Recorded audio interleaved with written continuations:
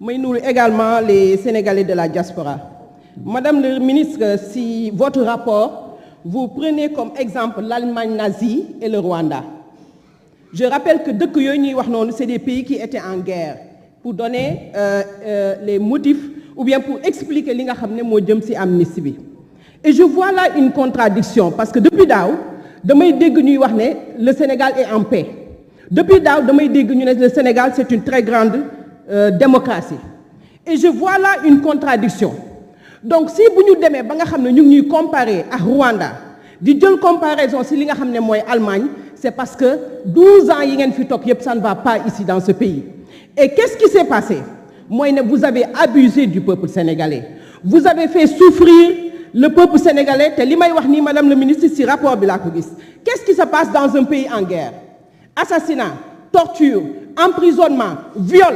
Et depuis 2012, c'est ce qui se passe au Sénégal. Donc il n'y a rien qui nous différencie d'un pays en guerre. Et qui est l'instigateur? C'est le président Macky Sall. Donc pour cela, et dans ce siège, journalistes, ouvriers, étudiants, personne n'a été épargné pendant ces 12 années au pouvoir. Nous, députés de Yewwi Askan Wi, nous avons pendant longtemps attiré l'attention des ministres qui passaient ici sur les tortures, sur les répressions excessives. Mais toujours vous avez applaudi les réponses du ministre ici.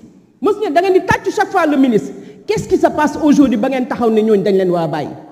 Qu'est-ce qui se passe aujourd'hui? Qu'est-ce qui a changé aujourd'hui? Dañuy def loi d'amnistie. C'est ça ma grande question.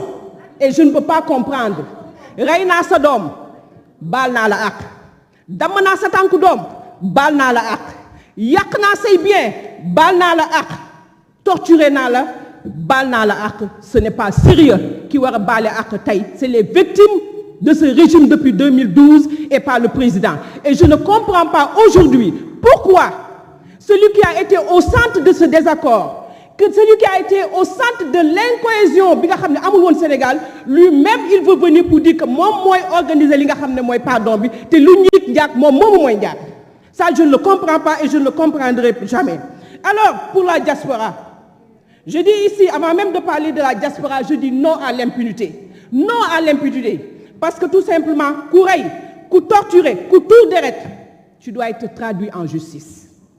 Traduit en justice, nous situer les responsabilités. C'est pourquoi je suis vraiment désolée, Madame le ministre, parce que j'ai vu ici, vous avez ce passage, vous dites, au contraire, c'est parce que la vérité est connue qu'il est d'autant plus fondamental de pardonner. Madame le ministre, vous pouvez dire aux Sénégalais, les yeux dans les yeux, la vérité est connue, c'est nous. Vous pouvez dire aux Sénégalais, vous osez regarder les Sénégalais pour leur dire qu'on connaît la vérité, je pense que la vérité, l'air donc, qu'est-ce qui se passe aujourd'hui? Maintenant, pour la diaspora, je parle à son nom, je dis, la diaspora dit non, parce que l'internationalisation de ce combat, nous avons mené dans la diaspora. La CPI, nous avons plainte de CPI. Donc, nous disons non à l'impunité. On n'est pas d'accord, il faut que la vérité jaillisse. Et maintenant, pour nous de PASTEF, on n'a jamais été demandeur, je le répète. Le président Sonko n'a jamais été demandeur. Et à la fin de la soirée, je pense que les gens vont comprendre. Madame le ministre, vous avez fait souffrir les Sénégalais. Moi, Aïcha, en tant que député de la diaspora, je ne le pardonnerai jamais.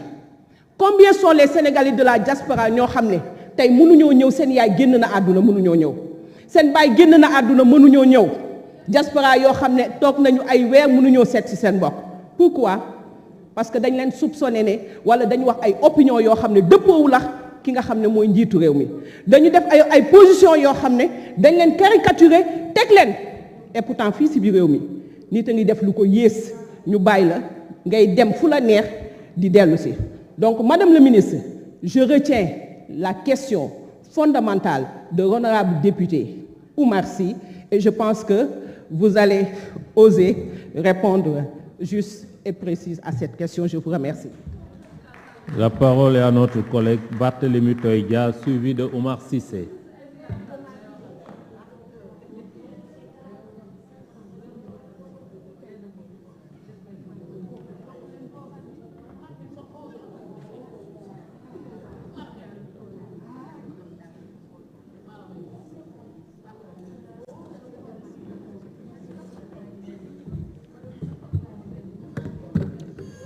Madame le garde des Sceaux, ministre de la Justice, Messieurs les ministres, chers collègues députés.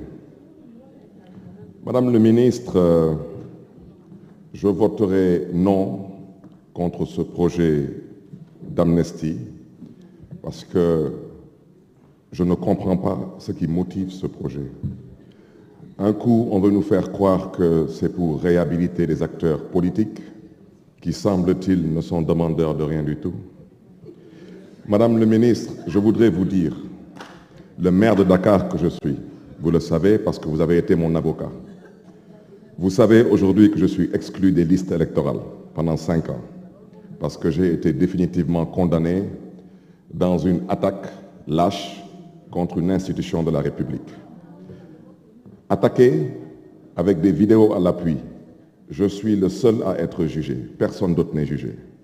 Et aujourd'hui, je suis exclu des listes électorales. Ça veut dire que si l'élection se tient en 2029, je ne peux pas être candidat et je ne peux plus être candidat à la mairie de Dakar.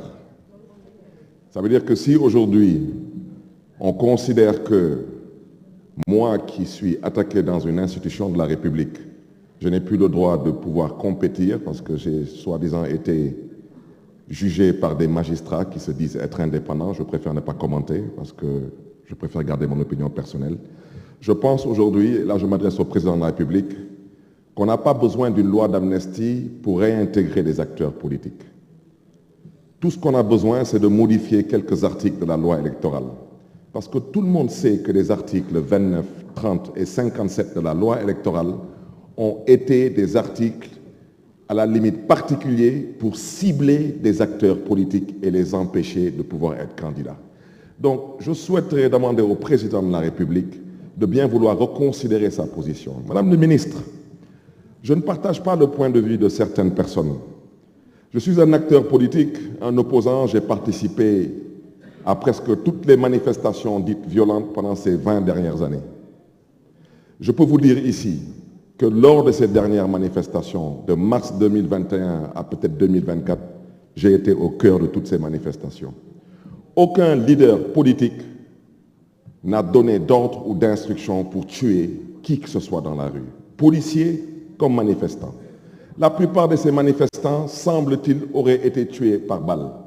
Mais si nous devons pardonner, mais disons-nous au moins de la vérité, parce que comment oublier sans savoir? Dites-nous au moins ce qui s'est passé, parce que c'est vous qui avez fait les enquêtes. Comment pardonner sans connaître la vérité? Au moins par devoir de mémoire et par respect à toutes ces victimes. Qu'on se dise au moins des vérités.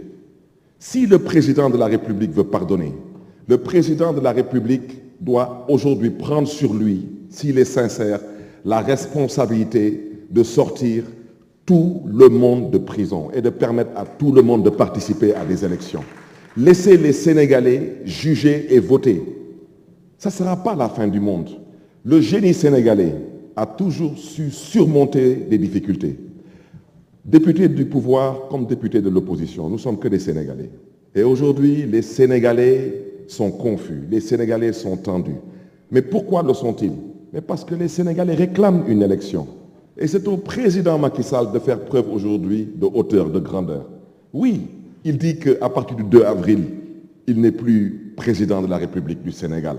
Mais en même temps, il nous dit qu'il ne peut pas partir le 2 avril parce qu'il n'a pas de successeur. Mais en même temps, il dit qu'il ne sait pas qui doit organiser l'élection. Mais c'est lui qui doit l'organiser. Et je pense que c'est là-bas que se trouve, Madame le ministre, la cohésion nationale. C'est là-bas que se trouve la paix. Chers collègues, dépassionnons le débat. Monsieur le Président de la République, les Sénégalais vous attendent sur une date pour l'élection. Les Sénégalais attendent de vous votre pardon. Libérez les détenus politiques, libérez les prisonniers politiques, libérez les leaders politiques et laissez le soin aux Sénégalais de choisir le prochain président de la République. Que le Sénégal connaisse une fois de plus le charme de la démocratie. Et je sais, Madame le ministre, qu'on saura éventuellement compter sur vous. Je vous remercie. Merci. La parole est à notre collègue Oumar Sissé, suivi de Massata Sambo.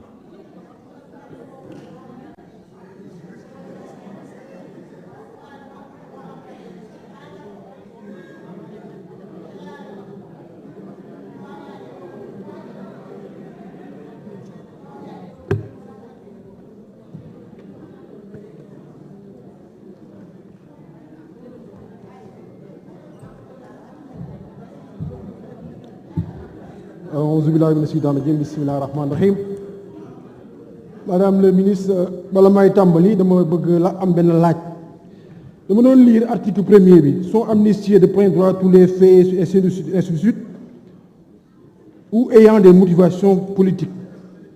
Est-ce que par exemple quand un vendeur, un trafiquant de cocaïne, il fait le trafic pendant toutes ces 3 années après, mais c'est pour des motivations politiques, c'est pour développer sa clientèle politique, est-ce que ça fait partie de cela? C'est pour des motivations politiques, c'est pour renforcer sa base politique. Il fait